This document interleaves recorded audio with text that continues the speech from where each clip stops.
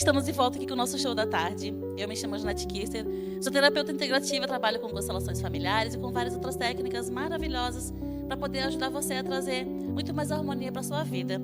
E por falar em coisas incríveis, maravilhosas, estamos aqui hoje com uma convidada super especial que vai conversar com a gente sobre coisas incríveis. O nome dela é Vanessa Guimarães Machado. Ela que é engenheira, psicanalista e muito mais coisas incríveis.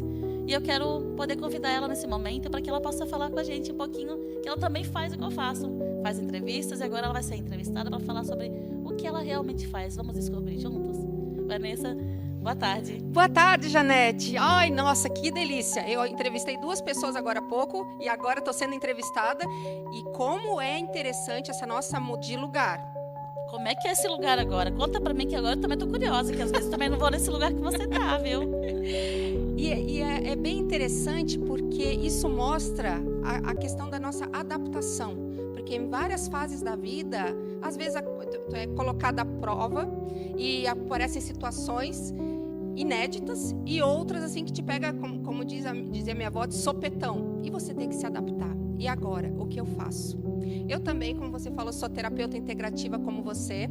Sou engenheira de primeira formação. Aí vamos trabalhar aquela questão das constelações e pai e mãe, aquela primeira formação que geralmente alguém impõe em você. E depois, ao longo da vida, você vai se redescobrindo ou se descobrindo. Hoje eu quero trabalhar muito e falar que nós até já estávamos conversando anteriormente sobre saúde mental, principalmente em ambientes corporativos.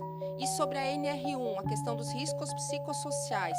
Em outra entrevista, eu já falei um pouco sobre a NR1 e riscos psicossociais. E hoje eu vou trazer por quê. É a minha primeira participação nesse ano, no show da tarde.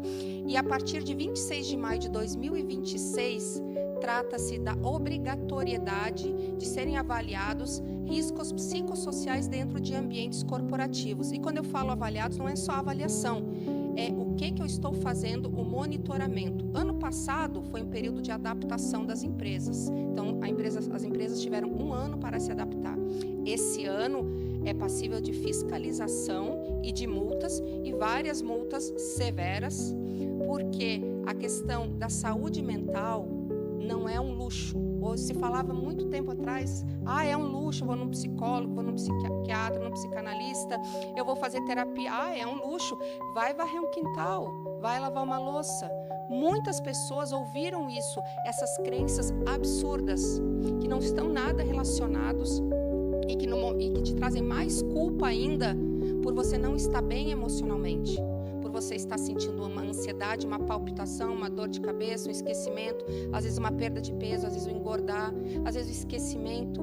Questões emocionais são muito mais sérias, não é luxo, é questão de vida, é questão de saúde. E hoje, em muitas situações corporativas, nós temos ambientes tóxicos. E ambientes tóxicos, porque existe uma pessoa tóxica, não necessariamente é uma pessoa tóxica. Muitas vezes é um conjunto de situações.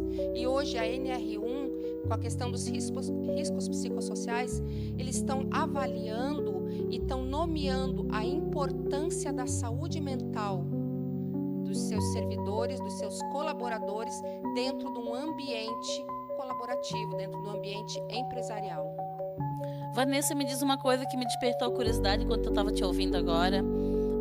Qual seria um fator principal que possa estar trazendo para uma pessoa dentro de um espaço corporativo, por exemplo, alguma situação que possa, eu diria, talvez complicar ou até denegrir essa questão da saúde mental? O que pode ser como um pivô, sem ser relacionamentos tóxicos, enfim, talvez a convivência com pessoas, com o patrão, com o chefe, não importa, mas o que seria um fator maior hoje que leva as pessoas a terem problemas nessa questão em relação à saúde mental?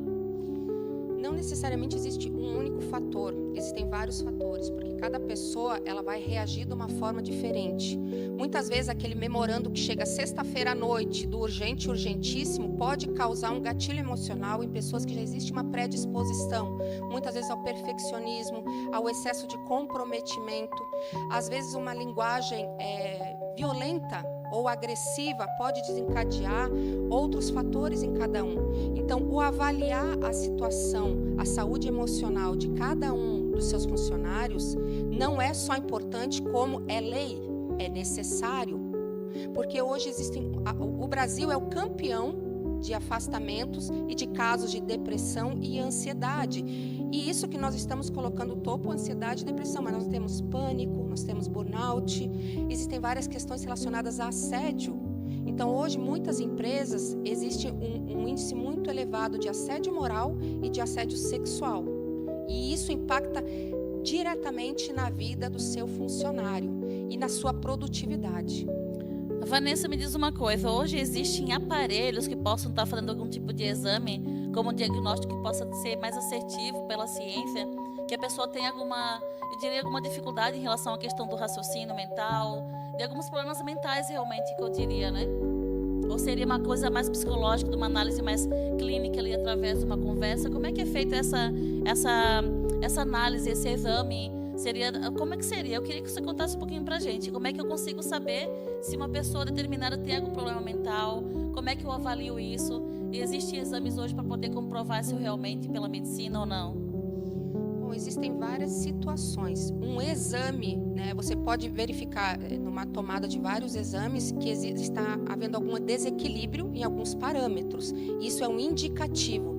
Mas somente com a escuta de um profissional habilitado, ouvindo o que está acontecendo com essa pessoa, porque muitas vezes é passado de forma... o corpo começa a se manifestar através de palpitação. Então, às vezes, você está vivendo numa situação... E não necessariamente a sua ansiedade vai ser gerada por um único fator. Às vezes, é um conjunto de fatores que vem acontecendo ao longo de 1 ano, de 2, de 3, de 4 anos. Por isso é que problemas de saúde mental... E aqui o que eu estou falando é saúde mental ligada ao ambiente corporativo, que seria a ansiedade, ou o TAG, o transtorno de ansiedade generalizada, o pânico, a depressão. Então, vai acontecendo muito devagar. Não é de uma hora para outra. Olha, essa semana eu estou com ansiedade. Não.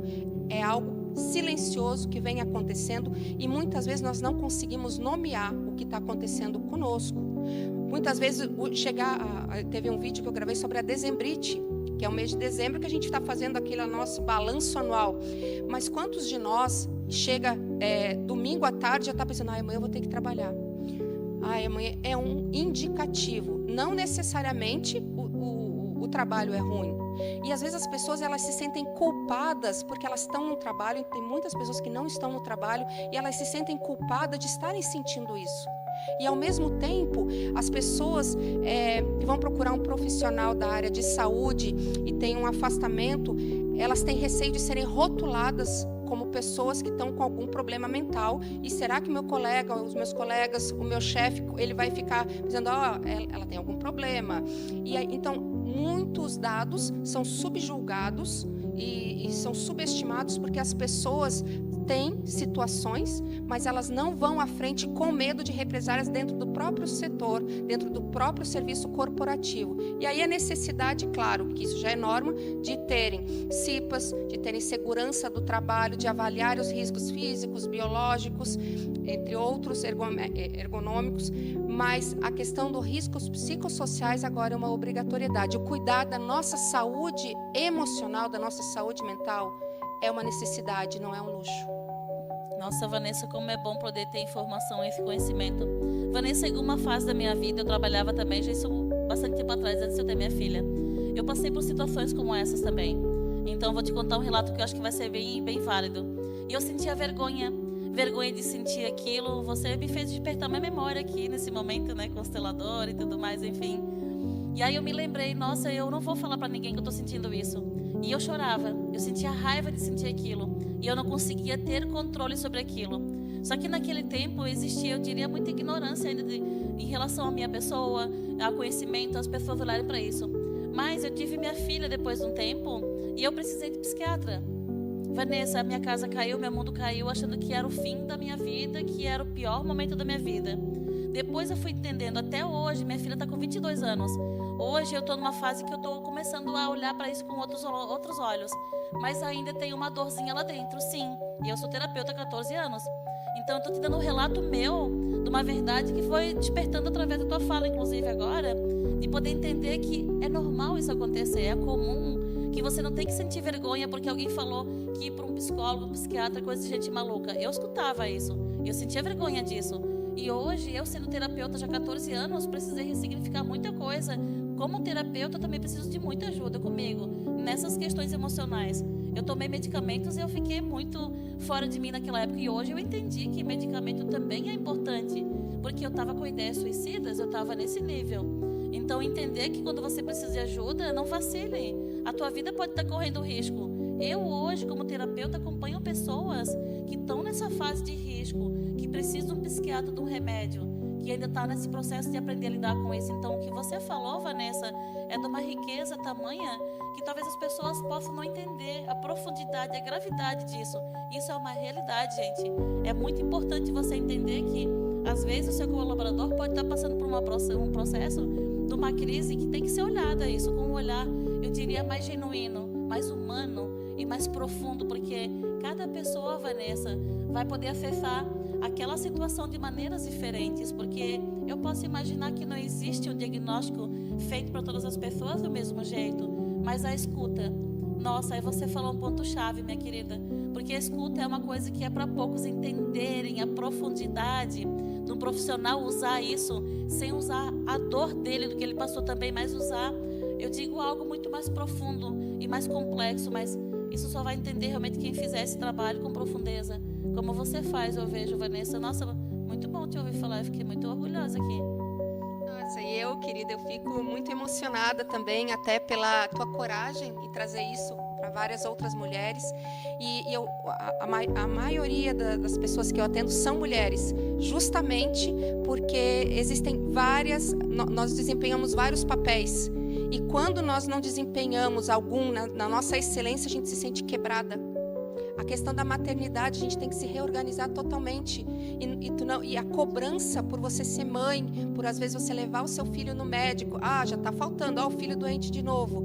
Isso nós temos uma culpa, muitas vezes. Verdade. E a gente fica achando, o que estão pensando de mim? Será que eu não sou boa o suficiente? Como o meu colega, que é o homem, muitas vezes não tem. Será que eu sou preguiçosa? Exato. Quem não escutou isso da sua família em casa em algum momento? Que sua mãe, seu pai, de repente, colocou isso como, eu diria, um desafio, um tabu, que você tem que sempre fazer mais do que você dá conta. E você, às vezes, é mãe e só quer dar uma atenção pro seu filho. É claro que tudo tem um equilíbrio, né, Vanessa? Entender que a gente precisa trabalhar, e isso é bom para nós também. Não é ficar grudado no seu filho o tempo todo, porque isso vai sufocar ele também. Então, procurar ajuda de profissionais que já passaram por isso, que têm experiência, que acompanham casos, vai ajudar você a ter uma vida muito mais, eu diria, equilibrada, com muito mais sabedoria, né, Vanessa? E é um processo de autodescoberta, porque, como nós conversamos, cada um é diferente. A sua situação, a sua ansiedade, a depressão, as suas ideações são diferentes da ideação de outra pessoa. Então, olhar cada pessoa como um ser único e entender as suas dúvidas, entender os seus medos, os seus anseios. Então, assim, fazer um pacotinho de medidas contra a ansiedade. É só para cumprir um protocolo, porque a ansiedade de cada um é diferente. O que causou o gatilho é diferente.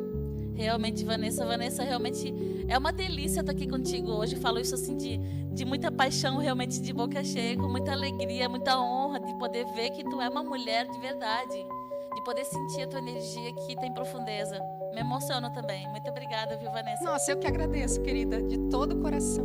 Obrigada por você poder partilhar com a gente esse momento tão gostoso, tão verdadeiro. E você que ficou curioso, curiosa, assistindo a gente nesse contato, eu digo, de alma muito profundo, sigam a gente e você vai entender muito mais sobre tudo isso. Procure autoconhecimento, que sempre é o melhor caminho, viu? Muito obrigada, Vanessa.